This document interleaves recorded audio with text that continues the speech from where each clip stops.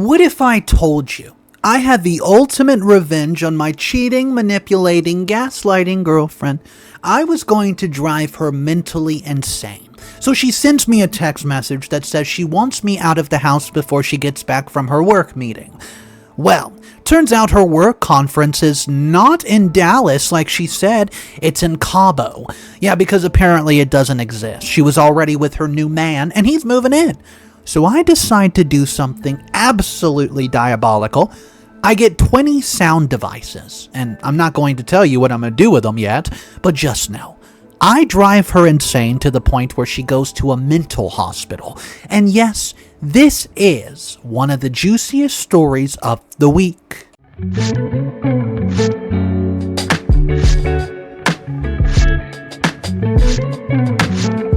So this is one of those stories I've been sitting on for a while, because honestly, I wasn't sure if I should be proud or ashamed of what I did. But after a few beers with friends last week, they convinced me, the internet needs to hear this, so I'm making a throwaway account for obvious reasons. I'm Tony, 30 male, but 26 when this went down, and this story takes place about 4 years ago when I was living with my then girlfriend Paige. So for context, we've been together for nearly 3 years. Not to get all sappy, but I genuinely thought she was it. The one, you know. We talked about marriage, kids, the whole shebang, dream package. Paige came from money. I mean, not like yacht club private jet money, but her father, Philip, owned a small marina in the coast, couple of rental properties, the kind of comfortable wealth where you never really worry about bills. She would grow up sailing, had the whole sun-kissed beach girl thing going on. Meanwhile, I was a mechanic. I'm good with my hands, steady paycheck, but definitely blue-collar compared to her champagne tastes. We moved in together after 18 months. The apartment was nice, 2-bedroom in a decent part of town. Her name was on the lease because her credit was better. Translation, her dad co-signed. But we split everything, down the middle. The furniture, utilities, groceries, I paid my half religiously, even when things got tight after my new truck needed a transmission. Paige worked in marketing for some tech startup. She loved to play busy professional, you know the type. Always on her laptop at 11 at night, taking calls during dinner, flying out for crucial client meetings every other month. The business trips increased over our last year together. But I didn't think much of it. She would come back exhausted, complaining about conference rooms and PowerPoints, and I would rub her feet while she vented about corporate politics. Gosh, I was such an idiot. Looking back, the signs were pretty obvious. She would start getting defensive about her phone, tilting it away when text would come in. She would, quote, accidentally leave it in the car when we went places. The gym membership that suddenly required evening classes 3 times a week. Oh, the new lingerie that never made appearances in our bedroom. But trust is a hell of a drug, and I was high. The end came with a single phone call. It was a Tuesday morning, about 6:40 a.m. I remember because I was making coffee and nearly dropped the pot when my phone rang. Paige was supposed to be at the airport for another business trip, some conference in Dallas, and she said, "Hey babe." And immediately I knew something was wrong. Totally off. Her voice was rehearsed, like she practiced this conversation in the mirror. "We need to talk when I get back." Classic, right? The 4 words every relationship fears, so I asked if everything was okay, and she just said, "We'll discuss it Sunday." Except she never came back to discuss anything. That night, around 9 p.m., I get a text. Yeah, a text, not a call.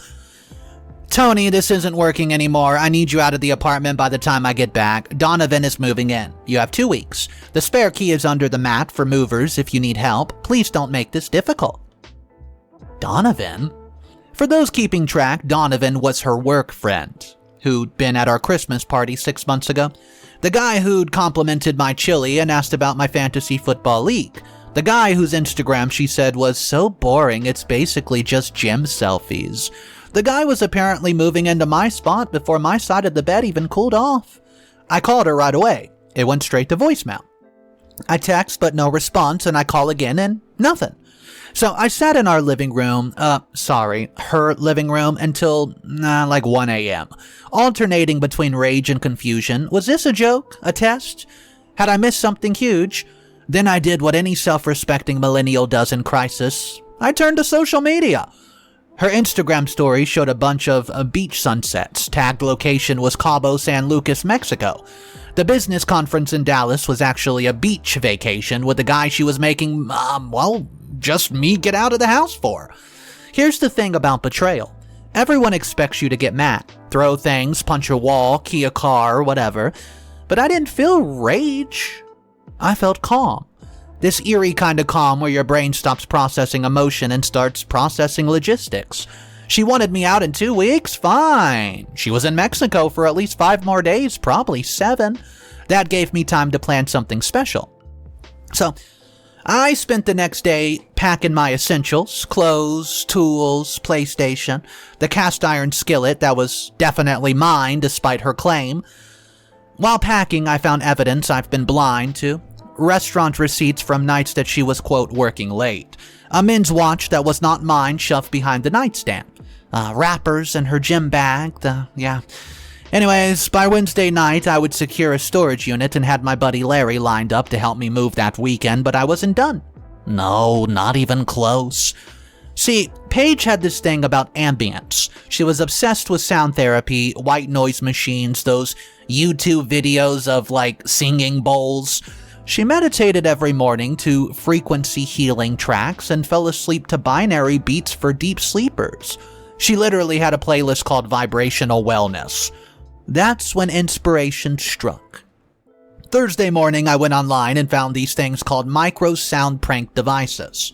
They're basically tiny random noise generators, quarter-sized, battery-powered, used for escape rooms and Halloween pranks. Each one randomly emits different sounds at unpredictable intervals, like chirps, beeps, scratches, whispers, even faint giggling. The batteries last 6 months, and they're small enough to hide anywhere. I got 20 of them for $99, 2-day shipping for an extra $15. I clicked buy now with the enthusiasm of a kid ordering a Red Ryder BB gun. So while waiting for delivery, I studied our apartment like a blueprint. Every corner, every piece of furniture, every potpourri bowl she insisted we needed. I made a mental map of hiding spots that would nearly be impossible to find without tearing the place apart.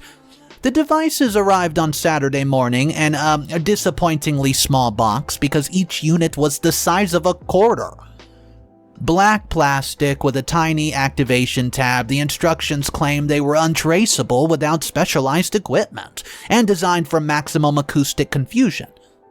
Perfect. I told Larry I need Sunday alone to process stuff, and he understood. It's bro code, and it dictates you give a man space during a breakup, but what I actually needed was 8 uninterrupted hours from my magnum opus. I started with the obvious spots. Wow. Then I got creative. Unscrewed the living room light switch, tucked one inside, screwed it back. Removed the bottom panel of the dishwasher and secured one in the morning tape. Pulled out the refrigerator, attached one behind it near the compressor, lifted the toilet tank lid, waterproofed one with electrical tape, and I sank it. Opened the cable box, nestled one among the wires, and unscrewed air vents in 3 rooms, dropped one in each. I could go on. I found a spot for all 20. But I wasn't done. Her car was parked in the garage, and she's taken an Uber to the airport, of course, and I had a spare key. I put one under the driver's seat, pushed so far back against the rail. You know that little tiny rail, if something gets stuck under there, it's gone forever. One inside the panel behind the glove compartment, and one in the trunk tool compartment wrapped in foam to prevent rattling. The piece de resistance with her father's boat. The Mary Lou II, named after her late mom. Paige had keys because she's been sailing it since she was 12, and I've been on it a dozen times for sunset cruises where she would play captain while I served drinks to her friends. Sunday morning. I drove to the marina, told the dock manager I was surprising Paige with a clean boat for when she returned, and he knew me, smiled, and waved me through. I placed one device in the storage compartment under the captain's chair. The enclosed space would make every sound echo through the fiberglass hole. Another went behind the radio panel, and the last one, and this one took some effort. I managed to wedge inside the mast step where it would literally be impossible to reach without professional help. By Sunday afternoon, 17 devices were hidden throughout the apartment, 3 in her car and 3 in Daddy's boat. I saved 3 for potential future use. Never know when you might need another. I did a final walkthrough. The apartment looked exactly as she left it. Down to the throw pillow she insisted be arranged in a specific pattern. I placed my keys in an envelope on the counter with a note that said, "As requested, wish you the best." Simple, mature, giving exactly no indication of the acoustic chaos I just installed in her life. So I moved out that evening. Larry helped me load the truck and he kept asking if I was okay, saying I was handling it weirdly well. I told him I processed it already, but in reality I was thinking about Paige coming home. Sitting in her perfect apartment with her new boy toy, when suddenly a faint scratching from inside the wall, or a distant giggle from the empty bedroom, or a whisper from the air vent at 3 a.m., the thought kept me warm during those first cold nights in my new studio apartment. So yeah, that's all I really have to tell you guys for now. I'm going to update if I find anything out. Update number 1. Holy crap, this blew up. So it's been 6 months since I moved out and went no contact with Paige. I focused on myself, you know the drill. Hit the gym, gained 15 pounds of muscle. Thanks, revenge motivation. I got a promotion at work, I'm a service manager, and started dating this incredible woman, Julie, who actually appreciates that I know how to fix things and don't treat blue-collar workers like a quaint hobby. I'd honestly kind of forgotten about the devices, not like forgot, but they've become background noise in my mind, pun intended. I figured either they would be found and removed or they were doing their thing and I never knew about it, so either way I moved on. And then last Friday happened, and it's really the reason I came back to post. Julie and I were out with friends at this brewery downtown. So we're 3 beers deep when Larry shows up with his roommate, I don't know his name, and well, whatever, it doesn't matter. I'll just call him M. And M's girlfriend. Small world gets smaller. Turns out M's girlfriend went to college with Paige. They're still Insta friends and run into each other at events occasionally. We're talking and all that after another round, and M's girlfriend asked me, "Hey, didn't you used to date Paige?" I could feel Julie tense beside me because she knows the whole story. And I just nodded and said, "Yeah, that was 6 months ago. Why?" So she exchanges this weird look with M, then leans in with international gesture. She says, "I have gossip." Okay, so this is going to sound crazy, but did you guys have any weird experiences in your old apartments? I kept my poker face legendary. Weird. How? Like paranormal stuff. I almost spit out my beer and Julie grabbed my thigh under the table and I could not tell if it was support or a warning not to laugh. Not that I remember. Why? Well, she looks around like she's about to reveal a state secret. She says Paige thinks her apartment is haunted. Like, really?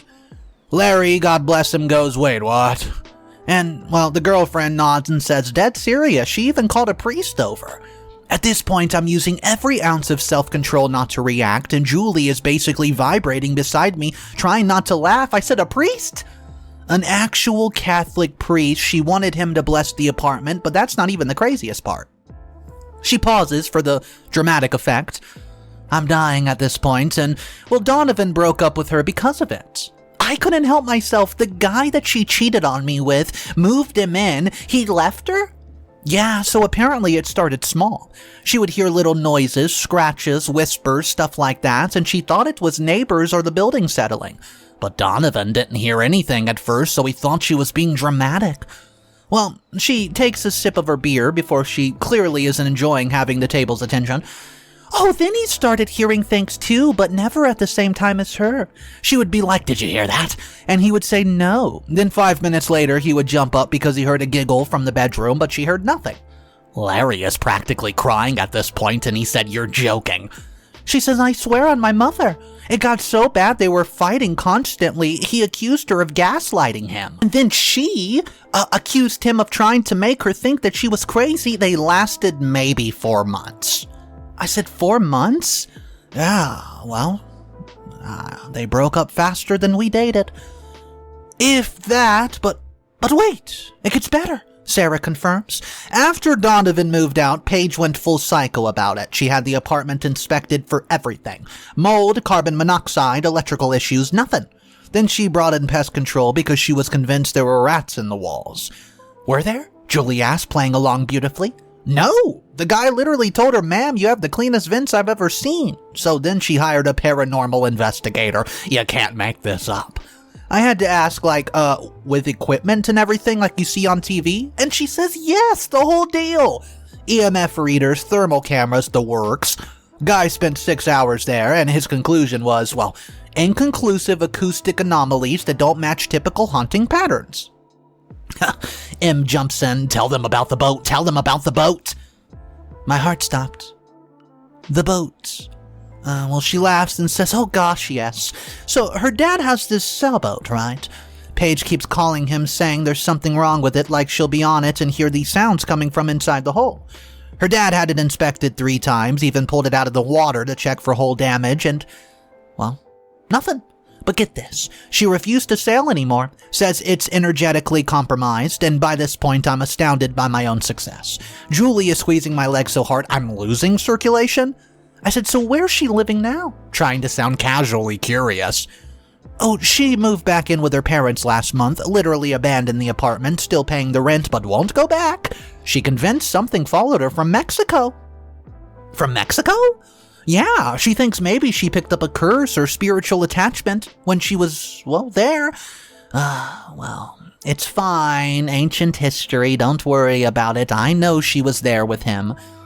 Well, at that point, she looks relieved and says, anyways, her parents think she's having a mental breakdown. Her dad's trying to get her to see a therapist, but she insists it's supernatural. They might have her see a shrink.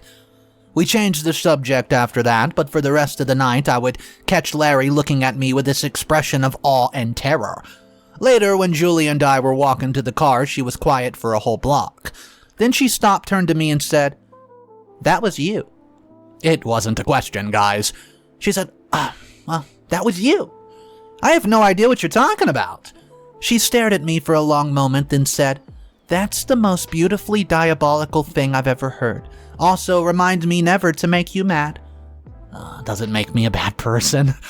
Well, she thought about it and said it makes you creatively vindictive person who probably went a little overboard, but hey, considering she cheated on you and kicked you out via text while vacationing with her boo, her little side piece, I would say you're karmic neutral.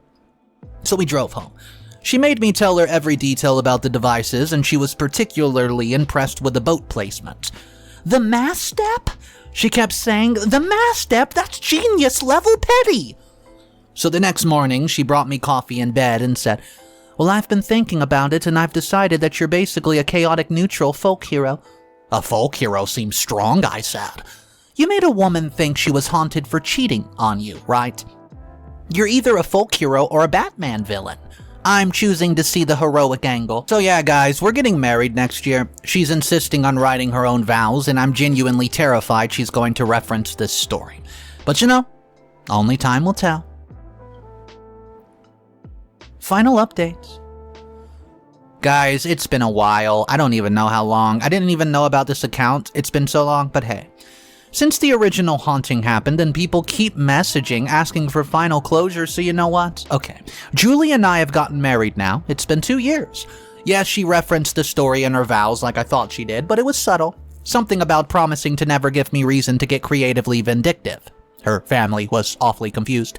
My side was trying not to laugh, though, because they know the story. We bought a house last year, a nice 3-bedroom in the burbs, and before anyone asked, no, I did not hide any devices. Julie made me swear on our PlayStation that I would not haunt our own house. She also made me promise to never tell her family this story because they're already thinking that you're too quiet, and this would make them think you're a psychopath. Well, I guess that's a fair point. As for Paige, I've gotten updates through the various grapevines over the years, and well, the gift that keeps on giving really kept giving. About a year after the haunting started, her parents sold the apartment. Sarah told us that Paige refused to even go back for the walkthrough. Her dad had to hire movers to pack everything, and the new owners apparently have no complaints, because I guess the batteries probably died by then. But I like to think there's one still working, just waiting for the perfect moment. The boat situation actually gets better, or worse depending on your perspective. Philip, her dad, eventually sold to Mary Lou to a couple from Connecticut, but before he did, Paige convinced him to have it energetically cleansed by some specialist she found online. This woman charges $1,500 to sage a boat. Yeah, The boat sold for $15K under asking price because, and I quote from Sarah, who heard from M, who knows the broker, the seller's daughter insists it's cursed and keeps mentioning it to potential buyers. But here's the kicker. Last year I ran into Paige's dad at Home Depot. I was buying lumber for a deck project. Well, that's not really important. Anyways, he says, Tony. I reply, yeah. We stood there for a moment before he says, heard you're getting married, man. Congratulations. I said, thanks. How's everyone? He gave me this look, tired but almost amused. Paige is doing better. She's in therapy. I said, good. I meant it, mostly. Then he said something I'll never forget. You know, I always liked you. You were good for her grounding. I appreciate that. He starts to walk away, then turns back and says, Tony, that apartment, did you ever notice anything unusual? I looked him dead in the eyes and said, like what? He said, noises, sounds that don't make sense, and I say, can't say I did, but I'm a pretty heavy sleeper. He nodded slowly, and I swear there were a ghost of a smile. Right, heavy sleeper, he says. We never spoke again, but I sometimes wonder if he knew. Maybe he found a device. Parents always know more than they let on, and sometimes they don't mention it. Well, as for Paige herself, last I heard through the extended network, she's dating some cryptocurrency guy and living in a high-rise downtown. Well, her friend says that she insists on energetically cleaning any space before she'll stay there and travels with a bag of protective crystals. I caused a woman to permanently alter her living habits, and part of me feels bad about it. The other part of me remembers the text. Donovan is moving in. You have 2 weeks. So guys, let me know, was I the a-hole in this situation, or did I do what she deserved? Let me know down below.